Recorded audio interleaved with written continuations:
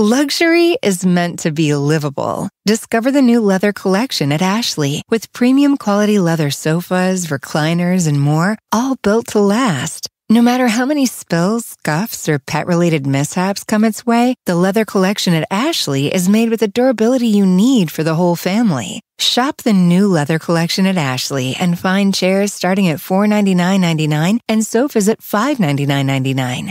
Ashley, for the love of home. You can live out your MasterChef dreams when you find a professional on Angie to tackle your dream kitchen remodel. Connect with skilled professionals to get all your home projects done well. Visit Angie.com. You can do this when you Angie that. For exclusive podcasts and more, sign up at patreon.com/partnersincrimemedia. I'm Rebecca Lavoie, and this is Crime Writers On.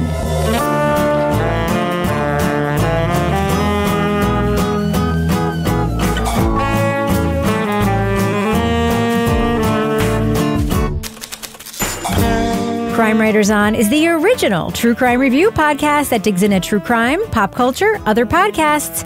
And on this episode, a woman digs into the past of a late family member. Was he responsible for a string of unsolved murders from the 1970s? We'll talk about the Max original, The Truth About Jim. Joining me to get that done and more is true crime author, TV journalist, and host of These Are Their Stories podcast, my husband and love of my life, Kevin Flynn. Hello, Kevin. Hello, Rebecca. Also with us is private investigator, certified pet detective, resident cat lady, and author of The Final Curtain, Laura Bricker. Hi, Laura. Hey, Rebecca. And finally, our captain of all things cynical, author of the City Trilogy, host of Strange Arrivals, and our Patreon Deep Dive Book Club podcast host, Toby Ball. Hi, Toby. Hey, Rebecca. So, Kevin. Yeah. There's something that I need to reveal about you and something I need to ask Laura. All right. Oh. Laura, if I believe that I'm about to be killed and I want to tell somebody, listen, if you find me and I'm dead and it looks like I wasn't murdered and I'm in some other situation, like it looked like I died in an accident or maybe suicide or something, but it's definitely somebody did something to me. Can you be the person I tell because you'll actually do something about it? Because it turns out that Kevin never believes it was the nefarious thing, even when the person says something definitely is going to happen to me. Yeah, no, I will totally take that on, Rebecca. It's in my wheelhouse. Yeah, you're talking about the octopus murders, I'm aren't talking you? about everything we have watched or listened to where this happens. Okay, somebody said... Like this, I'm talking about also on our watch where the guy literally moved to a different state because he thought something was going to happen to him. Oh, that's right, yeah. Like in every one of these situations, Kevin is like, it's just much more likely that, and I'm like, listen, it could be that, but also the person literally said, if something happens to me, it's because these people killed me. Can I give the counterpoint to that? Yeah. Sure. Which is that there's not a whole lot of shows made about people who say, if something happens to me, it's because of these people, and then nothing happens to them. Yeah, that's true. Like, I think there's a zillion of those people, but they never get shows made about them. Right. Oh, you mean these special little snowflakes that they're so special that government's got to come get them. Yeah, but I always see these hazards coming ahead, and I'm always like, it looks a little suspect. I think I was doing something for work a while back, and I was walking down the street, and there was a guy in front of me, and I was like, I got a weird feeling. I don't think I want to be walking by this guy. Yeah. And I was like, something's going to happen. Yeah. So I just zoomed around. And like 5 minutes later, the guy went out and started having a complete breakdown in the middle of the street, screaming and swearing and threatening people. And I was like, see? Something happened. Something happened. Maybe if you'd been nicer to him, none of that would have happened. I was like, I got a feeling something bad's going to happen. And it did. So, Rebecca, I will be your person. Thank you. I will tell you. And then when I am found squished in the street a few days later, Kevin's going to be like, it's just so unfortunate that Rebecca told me that something bad was going to happen. And then she's squished in the street. What a coincidence. I guess we'll never know. What a coincidence. You'll never know. Laura Bricker's on the case. All right. So, Laura, you have something that you would like to promote. It's coming up very soon. Do you want to just tell us real quick? Yeah, I will tell you the Exeter Lit Fest. It's a month away from the day that we are taping this podcast. So less than a month away from when this podcast drops. April 6th in beautiful Exeter. All day will be Exeter Lit Fest programming downtown in Queen AF Exeter. And that night we will be doing a live show taping at the Word Barn in Exeter. And I am so excited to see everybody there. Very exciting. Kevin? Yeah. This is obviously Monday's podcasts. Yes. What is coming up on Thursday's show? On Thursday, we're going to be talking about the 4-part podcast series, which ended up becoming a 5-part podcast series. Shocking, heartbreaking, transformative. Yes, and that is going to be a conversation, listeners, that you are not going to want to miss. Okay, yeah. It's going to be one of those. One of those. Oh. We haven't talked about it yet as of this taping, but I guarantee it's going to be one that you don't want to miss. Okay, well, I know that we have another interesting conversation coming up, so I think we should get to it. Kevin, what do you think? Let's do it. Or are you too busy scrolling your phone? Are you Laura Brickering right now, Kevin? Laura Brickering right now, yeah. If anyone's going to ever throw a stone about multitasking on her phone. Yeah, but I can do it something well. else. You don't need to talk to me. Do the thing. Okay, let's get that done. Leading off. Although he died when I was young, my entire life I have heard horror stories about him. From my mom, from my aunts, from many people who knew him. Stories of manipulation, violence, and possibly even murder. Sierra Barter's step-grandfather had terrorized her family for years before his death in 2008. Jim Mordecai sexually abused the women in his life, including his stepdaughter and his high school students. But he also seemed to have knowledge about a string of 1970s unsolved murders involving hitchhikers near his Northern California hometown. He slowed down to show me where they found a dead body. And he said, oh yeah, she was nude and hogtied.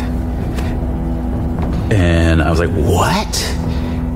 Sierra launches an investigation into Jim's life, which draws her closer to estranged relatives, including her grandmother. But what she learns of her dead step-grandfather fits the profile of a man who could be responsible for some of the most infamous killings in the Bay Area. It sounds nuts, but here's the reality. Somebody's grandpa was the serial killer because there were countless unsolved murders in Northern California in the 60s and 70s. Was it mine? I don't know, but somebody's grandpa was. The Max original, The Truth About Jim, follows Sierra's journey to learn about Mordecai's past, his victims, and his penchant for violence. Was this serial sexual offender also responsible for the Santa Anna Hitchhiker Murders?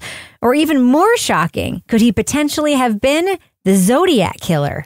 Spoiler alert, we are going to be talking about plot points from The Truth About Jim. So if you want to remain spoiler-free, go to the estimated time code in our show notes for our thumbs up or thumbs down reviews. So Laura, you made a note where you compared this in some ways to Great Photo, Lovely Life, our favorite documentary of 2023. Why did you make that comparison? Because that was a really well done documentary that was about a granddaughter who goes back home to talk to her family, who hasn't really talked much about this trauma in their past with her pedophile grandfather, and was really well done. This, if you look at like just kind of a cliff notes, you're like, oh, okay, it's a step granddaughter. She's going to go back and confront her life and her step grandfather, who's a creepy perv, who's done some inappropriate things. It falls so short compared to Great Photo, Lovely Life when it's actually executed and put together, if that makes sense. Yeah. So, Chubby, we have done a string and are going to be talking about some media in the next couple of weeks about, you know, who has the right to tell what story and people telling their own stories, right? So this is one of those. Somewhat. This is a person who is part of this family and endeavors to reveal some truths about her family, and she is spurred, she says, by her own experience with sexual assault.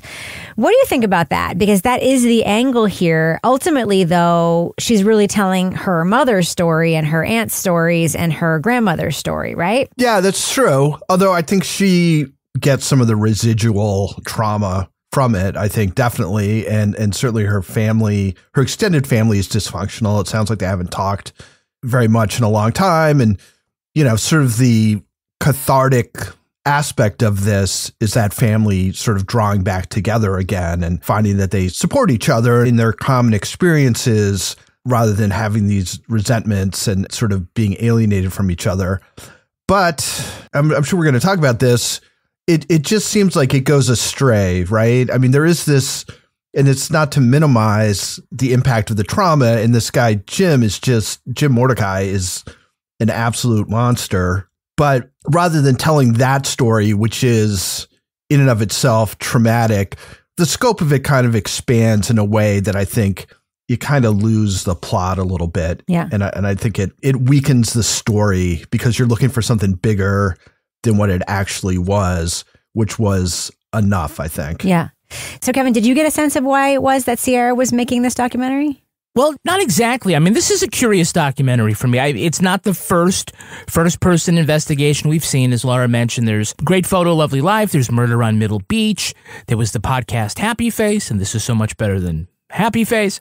But those were all spearheaded by professionals, like your journalists, your documentarians. And so I spent like perhaps too much time trying to figure out, until reading the press notes, that she's labeled as an amateur investigator, who Sierra actually was, other than obviously, family member here. And why was she the one deserving of cameras following her around and whatnot? So we know she talked about being motivated by her own sexual assault. That's her lived experience.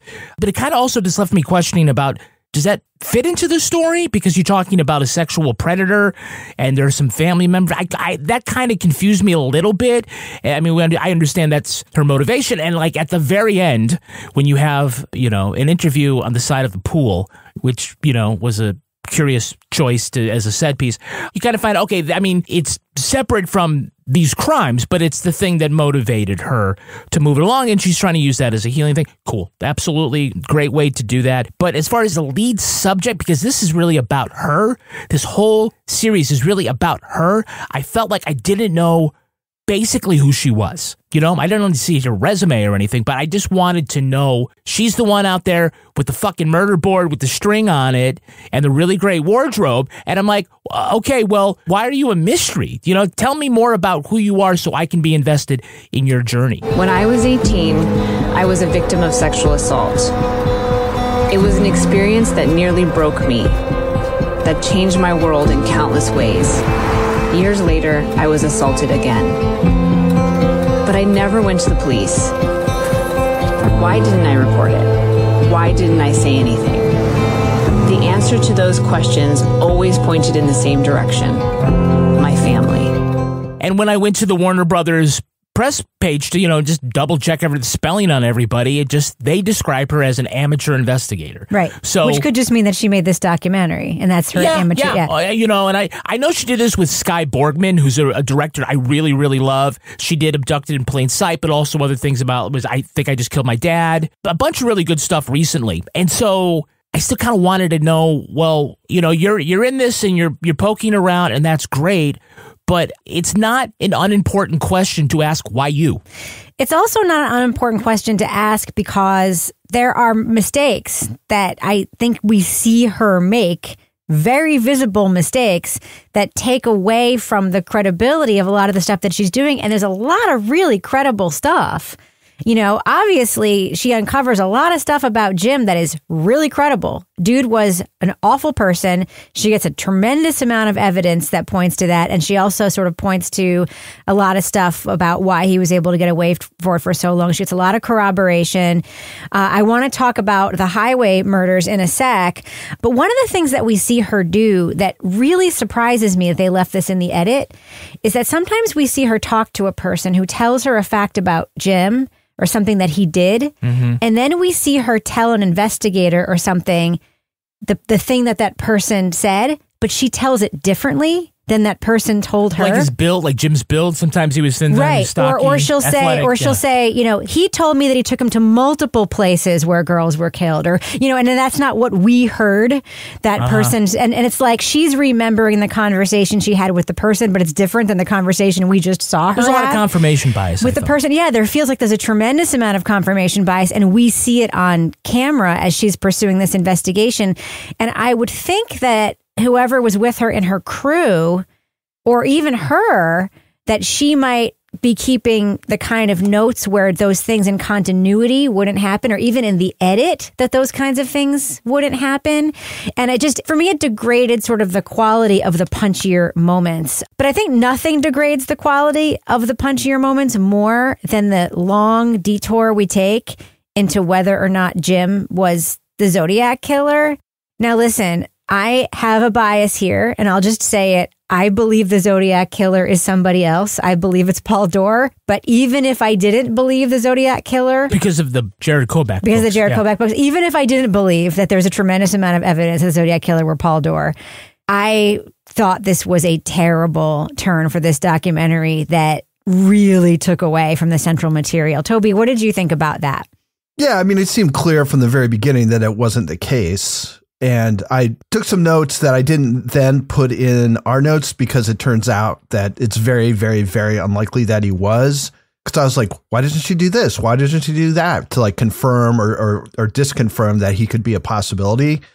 I mean, the only thing that it did for me, I guess there were two things. One is it shows just how traumatizing his actions were, that you can believe that he is the most notorious serial killer who's not been identified in our country. Like you're willing to give him that level of cruelty and violence, right? The second thing I think it did, and I can't imagine it's intentional, is that I think it really draws into question all the stuff about the Santa Rosa highway murders, because you walk away thinking, well, if she's willing to make this crazy leap, like what kind of leap is she making with the Santa Rosa highway murders? And it seems like the kind of work that like an actual investigator would do, which is like, what date were these people killed? What was he doing during these dates? That kind of stuff doesn't really come up. It's more like, oh, he said this weird thing and he said that weird thing and he used to drive on these roads. And it's like, yeah, I mean, that's a nice circumstantial, like sort of insinuation that he might have done it. But real investigating would be like, could he potentially have been there at that time on that date? And if she did it, they don't show it. To be honest with you, I don't see any reason to believe that they're related at all. Now, I could be wrong about that, but to me, it's a completely different kind of MO, and I think a completely different kind of killer. I thought that detour was kind of dumb. Did it really take a Zodiac expert to drive around all day with her in the car to convince everybody except Sierra that Jim wasn't the Zodiac just because he lived in the Bay Area? I mean, couldn't someone say, hey, the Zodiac left some of the most impenetrable ciphers that even the AI can't crack. Did Jim like crossword puzzles? You know, it just seemed a little bit beyond his reach, you know? He's a landscaper. Yeah. He's in the FFA. Yeah. Laura, I mean, the thing that stuck for me was when she was like, look at this picture, look at the glasses. It's literally like everyone had those glasses. Like, yes. That's the one thing about the Zodiac drawings. And, you know, Jared Kobach writes about this and has talked about it too. It's like the Zodiac drawings are so bad because they literally look like every dude in that era. It's like, it looked like everyone's dad, everyone's uncle, everyone's older brother. Laura, you weren't a huge fan of the Zodiac turn, right? No, not at all. And I think if we saw police going into an investigation with this predetermined like hypothesis of who they think was guilty, and then basically trying to match all the information to that without doing an actually objective investigation, we would be jumping down their throats, right? Like we would be like, well, they didn't consider other suspects. They didn't consider this. And even when she goes at the end in that very dramatic scene where they drive in the car, and that wasn't for the Zodiac, that was for the ditch murders or whatever. Yep. But even then, the police are very nice to her, but they're like, well, everybody thinks it's their grandfather or uncle or father that was this killer. Like, you're not the first one who's come to us. You just have a nice binder. Yeah, she did. And they did like her binder, and she had a very nice binder. And I will say that her murder wall, that was next level. I mean, it was like something right out of one of my British murder mystery shows. But I was like, okay, if not for the fact that they were taping, like seriously, and this is just being used as like this like B-roll behind her in the beginning, and then at the end, while she's like taking down the red yarn, like very deliberately, very dramatically, I just felt like it was over the top. And I felt like the Zodiac angle, honestly, I'm like, Jim's an asshole. Jim's an abuser. Jim is super creepy. I think it's a pretty big leap to think Jim is now a murderer. Because you hear what, to me, sounds like pretty straightforward pedophile type behavior. Inappropriate remarks, grooming of young girls, you know, some domestic violence in the home with his first wife when she says she's leaving him. some weird things he does. But to me, like when you see somebody that's committing murders and multiple murders, there's typically more sort of warning signs besides just like that he's a really awful human. And we hear that. But I agree with Toby. I actually had the same note that I felt like a lot of that to me was indicative of the amount of trauma and PTSD that this family sort of collectively has around Jim, that a lot of them doesn't seem like they really talked about altogether in the ensuing years. Yeah. So in terms of set pieces, the thing about the Zodiac thing was way too long. Because she concluded that it didn't matter, they spent way too much time in it. They rented a boat for her to drive in Lake Berryessa, right? And then we also, Kevin, again, have that murder board, which I think is just a set piece, right? Yeah, I mean, it did feel like a contrivance to me, just for the benefit of the cameras. And by the way, are those getting a little cliched at this point? You know, on one side was the Zodiac stuff with all the victims, and then string, you know. Like Carrie from Homeland. Right, you have to have the one way up here so it crosses and makes an X down here, and the other side was the Hitchhiker Murders. And it just felt like the only purpose it really seemed to set was so we could see her taking them off the command strips. Right? And I'm like, is this product placement for command strips? Just like I would put something in for Patreon, like right here. Yes. I would just put it in right there. That's right. This is our contrivance. This is our murder board every week. Yes. This is our boat on Lake Berryessa that we do every week. Our business section. Yes, our business section. Right now, you can join us at patreon.com/Partners in Crime Media for nearly 500 exclusive podcasts and early releases. So you can only get there. We have exclusive podcasts like the Crime Writers on After Show. Yay! And this week, I know what we're going to be talking about. We're going to be talking about sort of like the tangle that we sometimes experience, and it's especially relevant to what we're going to be talking about next week, when you have very strong negative feelings about something that someone you know made. And sort of the ethical dilemma that we have approach here sometimes. Well, some of the other things we have include Laura Bricker's Leave It to Bricker. And Laura does not just pal around with reputed podcasters like us. She has a really cool book club. Tell us about your book club, Laura. That comes into play later, guys. Well, my book club, I think, is the best book club ever to exist, because how many of you have joined a book club and after a few months it fizzles because nobody wants to read the book? So I'm right here, Laura. Sorry, I'm doing a book club. I'm sorry, Toby. It burns. In the in-person book clubs, so we started the No Rules Book Club, and it is now known as the No Rules Book, Gun, Smut, and Saber Club. Nice. So you're going to learn all about that in the next Leave It to Bricker. Huh. Yeah, we have our own book club that you can join just by listening to the podcast, Toby Ball's Deep Dive Book Club podcast. Toby's next book that he's going to be talking about is The Assassination of Fred Hampton by Jeffrey Haas. Toby, tell us about your esteemed panel that will be going over the book. We've got a great panel. Frequent deep dive panelist Deb Schutica, who's a professor at George Mason University, Chris Joyner from the Atlanta Journal-Constitution, and multiple Everything Award winner writer Alex Segura. Nice. Elsewhere in Partners in Crime Media Land, we have the latest episode of These Are Their Stories, the Law & Order podcast. We're going over the SVU episode Catfishing Teacher. This is the one where we think that the teacher who has kidnapped the missing boy is the one who's been sleeping with all the kids in the class. Yes. Let's have a listen. They're clearly having fun with this teacher banging the boys motif here. After one tryst, someone tells Travis that he missed lunch. You missed lunch. Save you some. No need, I already ate out. He already ate out. He is stoked too. He's got that little bit of that little sheen of sweat on the back of his neck. He is pleased with himself. Guys, They said ate out on television. I couldn't believe it. Well, how about this one? So then the teacher comes on to Jordan, and her line is, "Please come to the supply closet because I need a ream of paper." All right, so Kevin, of course, people should go to our website to sign up for our newsletter. They'll hear about all the great stuff we've got going on everywhere. Does us end the business section, Kevin? Thus ends the business section. I'm going to go ahead and fade that music out right now. You can live out your MasterChef dreams when you find a professional on Angie to tackle your dream kitchen remodel. Connect with skilled professionals to get all your home projects done well. Visit Angie.com. You can do this when you Angie that.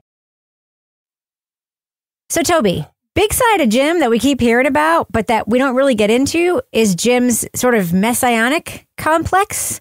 What was that all about? It's hard to know, Rebecca, because we kind of get a few mentions of it every once in a while, and it's not minor stuff. He thinks he is the reincarnation of Moses. He speaks in tongues. He has these kind of Old Testament views about women's roles. But who doesn't? He was talking in class about how his house was haunted by a demonic spirit and he was going to perform an exorcism. And then there's like this part where they find one of his Bibles and everybody's really excited and they read like two things that he underlined and then they kind of let it go. So this seemed to me like kind of a more fruitful avenue than whether he is a notorious serial killer or possibly two serial killers, but they just kind of leave it hanging there. And I think it's hard to really understand, like if the idea is you're trying to get some understanding of Jim or what it was like to be around him and stuff, she really focuses on the abuse and the intimidation and all this stuff. But I mean, they give the impression that there was like these religious beliefs that underlay these actions, but then they just like go by it in passing every once in a while. So I don't know why she didn't look into that a little bit more. I mean, we've certainly seen documentaries, and I'm thinking about the one about the Duggars in particular, which did a good job of sort of tracing how sort of novel religious beliefs can kind of play out in very harmful ways. And this seems to be another example of that, but it's just kind of hinted at and then sort of left floating so that she can spend half an hour finding out that, you know, her step grandfather isn't the Zodiac Killer. Another area that I thought, you know, kept getting mentioned, but was sort of left unexplored too, was sort of the outside world's enabling of this abuse, right? He was a teacher for a long time, such a long time that when Sierra's mom posted that message on Facebook, she got lambasted by his former students saying he was a wonderful teacher, blah, blah, blah, blah, blah. And he was this leader of this FFA group. So football star. Yeah. So there were obviously these systems in place, other adults protecting him and so forth. We never look into that. I mean, Laura, that was a thing, right? I mean, a longtime teacher and of course this FFA thing. I know you probably, were you a member of the FFA, Laura? I wasn't, but I'm very familiar with the FFA. Yes, I'm sure you are. Yeah. but we never really learned much about how it was he ended up, and we hear about his maybe firing, but we never really hear about how it was he was able to maintain this when he was ostensibly so awful. Yeah. Well, I think, honestly, that doesn't shock me that much because I think at the time period that this was happening, we hear about so many things like this happening. Like we have a private school here in Exeter where, you know, years later, lots of things like this are coming out. Like I remember when I was in high school, there was a gym teacher who came from another district who had been let go in another district under some sort of cloud of suspicion of inappropriateness and got hired at my school and then was at my school for a few months. And somebody found a newspaper article of him being let go for like a sexual inappropriate relationship with a student at another school. But that was the time period where people either fired them, moved on and didn't say anything about it, or they're like, oh, that's just how he is. Oh, that's just Jim in the yearbook where it's like Jim giving so-and-so a hard time or Mr. Mordecai doing this and giving, I can't remember which girl he was giving a hard time to. But,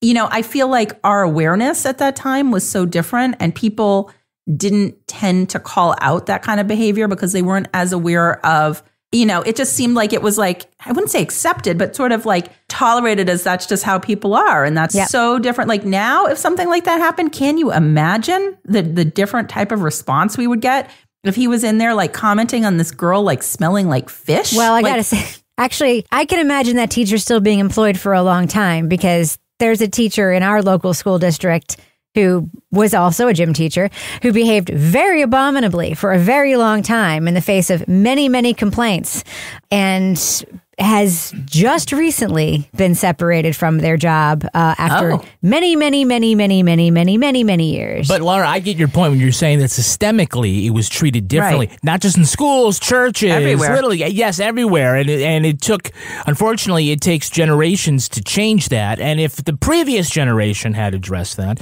there would probably be fewer victim offenders, right? We talk about this whole cycle of violence. Even Sierra talks about the idea that Jim was so bad that he very likely was a victim himself at a young age by something or someone, because statistically we know that happens. But we're talking like so far in the past that it's very hard to get any sort of concrete evidence. I did like the part where they go and find that woman who was, a friend of one of the hitchhiking victims. And it's like, hey, does this completely unremarkable photo look like the man you saw at the skating rink 50 years ago? It's like, the nose, the glasses, that indescript haircut. Yes. Oh, I have trouble breathing. It's, come on.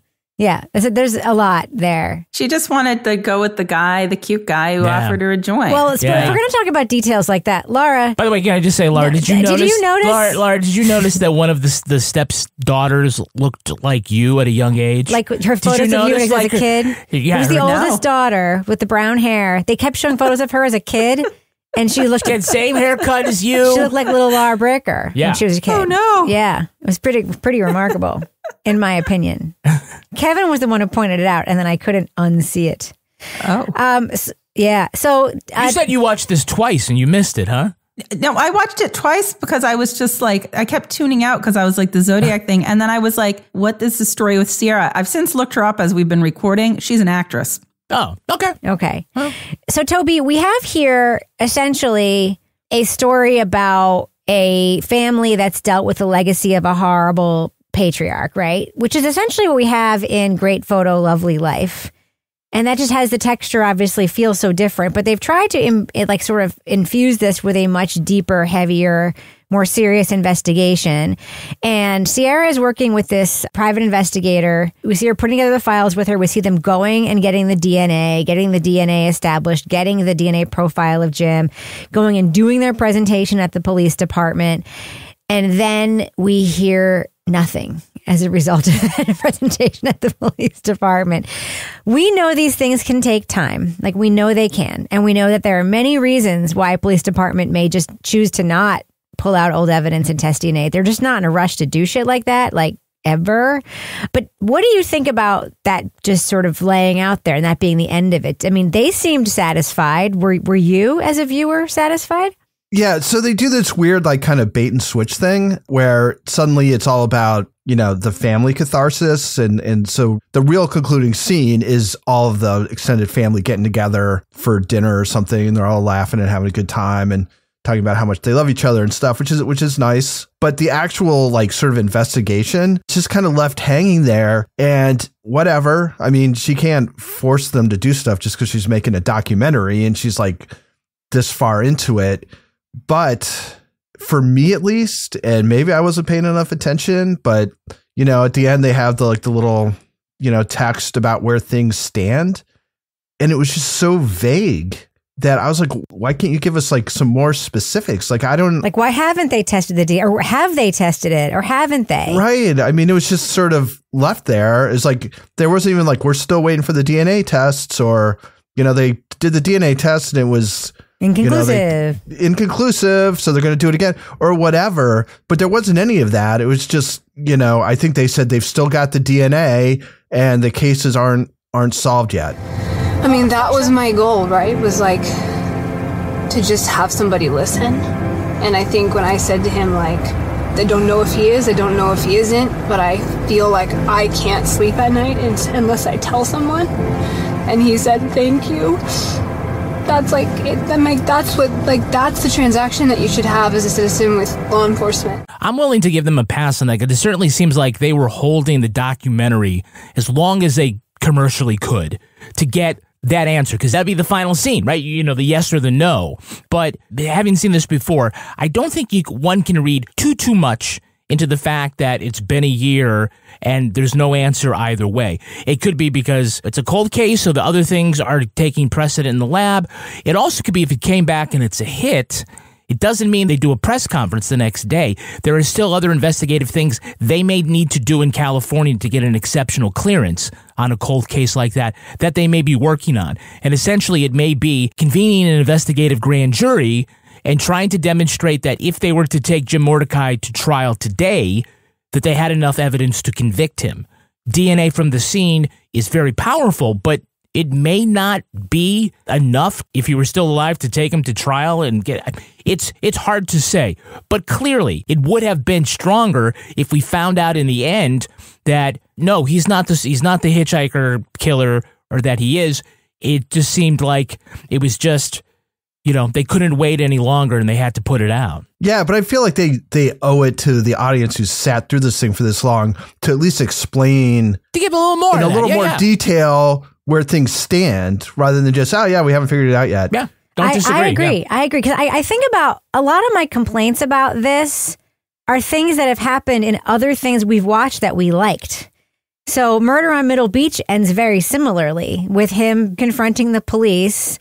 He thinks his dad did it or whatever. He tries to talk to the police and he ends up with no conclusion. And the police have the open file and are working on it. And that's the end of it, right? They give him all the paperwork. Yeah. And he's like, I'm still waiting and I'll let you know if I get anything. Like we love that documentary, right? Because that ending is very representative of sort of the frustration that this guy has been feeling about this whole thing, like for his entire life. And, there's a lot in this that is like, we've seen it before and it hasn't felt this way. And I'm wondering if it's like the overall pacing of this, the problem? Is it because it keeps happening over and over again? What do you guys think? I think, and especially taking a look at Murder at Middle Beach and then Great Photo, Lovely Life, there's some tension there, right? Because in Murder at Middle Beach, he's going around and interviewing these family members who he's very close to, but the subtext to all this is, did you have a part in murdering my mom? Right? So there's that tension. With Great Photo, Lovely Life, the abuser's still alive. So there's always this thing. It's like, we're going to have to confront him at some point. He's still got some kind of hold on us. This doesn't have any of that. Everybody's on the same page. There's a tiny little bit with the mom. It's like, am I going to really upset the grandmother? Am I really going to upset my grandmother by doing this? Because she's in some way implicated. But none of that other tension is there. So that, like, all these things is like everybody's kind of pushing in the same direction. I mean, when I was thinking about it, it's like, well, maybe that's why she felt like she had to kind of introduce these other things to like have some tension. Because otherwise it's just a whole bunch of people saying, yeah, he sucked. He did all these terrible things and everybody's in agreement. There's like a list. There's no pushback. Yeah. It's like a laundry list of bad shit that Jim did. I mean, that's how it felt to me for a long time. I feel like every scene went on just one beat too long. Yeah. I don't know what was so compelling about compiling the index and talking about its numbering system that we had to linger on. Yeah. Background checks are SKB6. Jim death certificate. The death certificate copy is SKB3. And then we have a map of the San Francisco Bay Area, which is somewhere around here. Fuck, I'm gonna break that. Here we are. I think that's... Okay. Yeah. So that was SKB 9. This was a separate exhibit. 9. If you had cut the last 20 seconds of almost any scene, it just seemed like it could have kept on moving. I think there was all dead wood there. Are you saying we didn't need 3 angles on them sitting by the pool instead of sitting inside the pool? But also kind of like understanding when like that scene has served its purpose to move things along, or when it stops being interesting and then go to the next thing. You can start your day off right when you find a professional on Angie to get your plumbing right first. Connect with skilled professionals to get all your home projects done well. Visit Angie.com. You can do this when you Angie that. Okay, let's do what we do. Let's let our listeners know, should they check out The Truth About Jim on Max? It is a documentary series. Laura Bricker, what do you think? Thumbs up or thumbs down for The Truth About Jim? I'm going mild thumbs down with this. I watched it twice because the first time I started watching it, I kind of tuned it out a little bit. And I think that's because some parts of this, as Kevin pointed out during our review, kind of went on too long. And I feel like for me, the story of the family dynamics of a step-granddaughter kind of confronting her step-grandfather and the things that he had done in his life in the context of her processing and dealing with sexual assault in her own life, that could be compelling. And then I feel like it just went in some directions with other crimes that they wanted to connect to her step-grandfather that just felt way too off base for me to feel like this was even credible. And I feel like that, for me, affected the rest of the sort of viewing of this documentary. So I don't know. It wasn't for me. I will say I really liked Sierra's motorcycle coat as the new owner of a motorcycle coat. I always do love to see a motorcycle coat now. But overall, I just felt like, this had potential. But at the same time, what would set this apart from other documentaries that we have watched where family members go back and sort of compare notes and come to terms with something that happened that people didn't talk about? And in this case, it was connecting it to these other crimes that I don't really think had anything to do with it. So mild thumbs down for me. Toby Ball, thumbs up or thumbs down for The Truth About Jim? Yeah, I mean, I agree with everything Laura said, except I didn't actually watch it twice. Good for you, though, Laura. That's a marathon. I tried. Yeah, clearly you don't watch enough college basketball. There are a lot of good games on. There's a lot of, there's not a lot, but there's a few very prominent documentaries that tackle pretty similar subject matter, and it's not necessarily completely the filmmaker's fault, but had sort of built-in aspects that provided some suspense or some drama or some tension that this doesn't have. I think the way they try and make it up is kind of going far afield of what the actual sort of core of the story is. There's just, it just doesn't feel like quite to the quality of the good documentaries that we see that sort of touch on this subject in terms of focus, in terms of sort of thinking things through and what's really sort of interesting or what's important about the relationships that you're examining. But it's not a disaster. So I would give it a mild thumbs down. Kevin Flynn.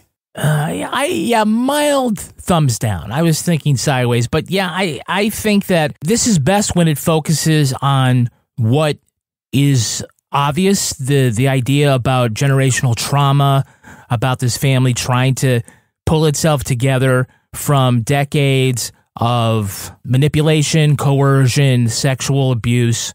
When it gets into sort of the speculative nature of whether or not this person could have committed more crimes, the bigger the crime, the farther away it sort of gets from reality and from what I would expect. I feel like it could have been edited tighter. I think that it had the potential to be like really, really interesting, but as everyone else has pointed out, it sort of lacked a kind of tension other than fighting the ghost of Jim. There could have been other people sort of pushing back, providing some other kind of conflict, something to make it a more interesting journey than just a 50-year-old mystery that could probably only be solved with DNA. And so why not cut to the DNA? Anyway, I'm going to go a mild thumbs down. I am agreeing with all of you on your reviews and going mild thumbs down, although I disagree on one fundamental part of what some of you said, especially you, Kevin. I actually think the focus of this documentary should have been more about the less serious, larger crime. I'll leave it there. Not the big one, because that was just dumb, but the less famous big one. Right, yeah, no, I agree. I think that's what I was saying the same thing, but I was obfuscating what I'm saying. It's not less serious, obviously, it's just less famous, right? Because I actually think there's some interesting and compelling stuff there. I think there's more interesting and compelling stuff than the series leads you to believe ultimately, because it goes so far afield with, I'll just say, this is not a huge spoiler, but driving around and calling a road creepy is not evidence of anything. And we have scenes like that, right? So, and we lambast podcasts that do that. So why shouldn't we say that that's poor to do in a documentary as well? The focus just wasn't there. And we got a lot of lists of just bad acts, like one person saying a bad act, then the next person saying a bad act, the next person saying a bad act. And all those bad acts are terrible. And they all girded this bigger story. And, but the way that it's edited together really took away from what could have really been a focused and interesting, even amateur investigation into a really compelling, very serious case. I think it's in the trailer that he may have been a serial killer, so I don't think I'm spoiling anything. I really think it should have been tighter and focused more on that and not strayed so far afield from it. And now it's time for my favorite part of the podcast, a little something I like to call the crime of the week. We need to have a frank discussion. After 27 years, the Philadelphia Phillies say they're canceling Dollar Hot Dog Night, citing unruly behavior by the fans. In Philly? Imagine that. Sure, the Buck a Dog promotion was a great way to draw fans on those historically low attendance nights.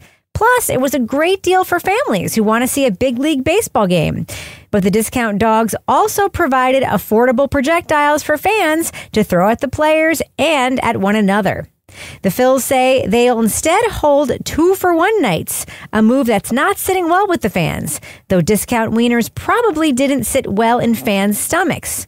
And if you're lucky, you can still catch a free Red Hot in the 5th inning when the Philly fanatic fires them from his hot dog cannon. Baseball fans can still get... That's what I call mine, too.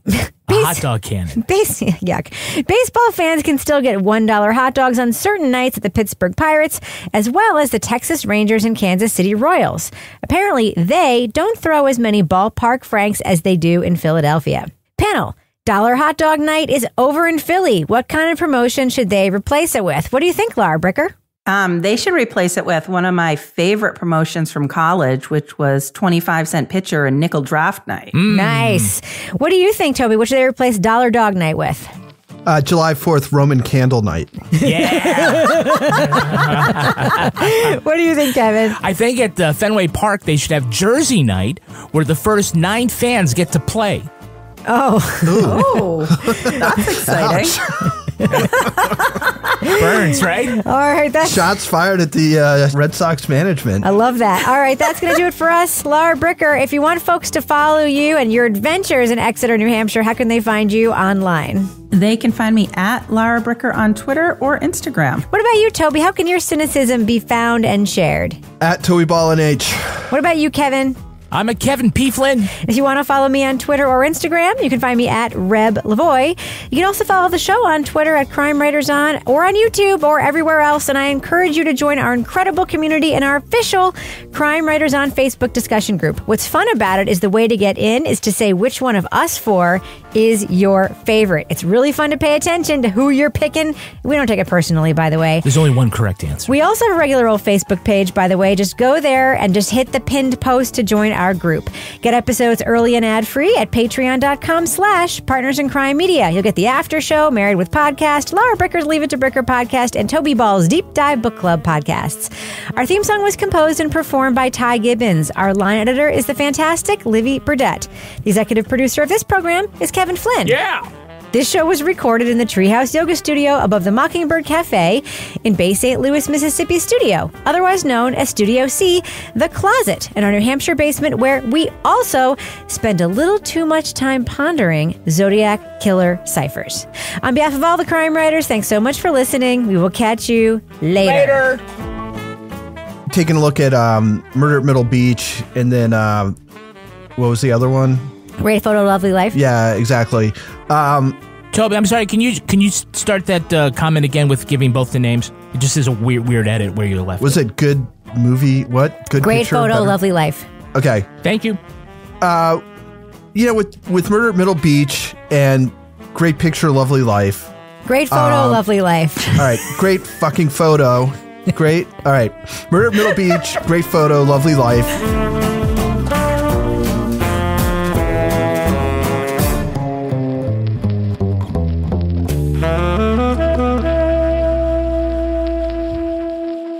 Partners in Crime Media. You can start your day off right when you find a professional on Angie to get your plumbing right first. Connect with skilled professionals to get all your home projects done well. Visit Angie.com. You can do this when you Angie that.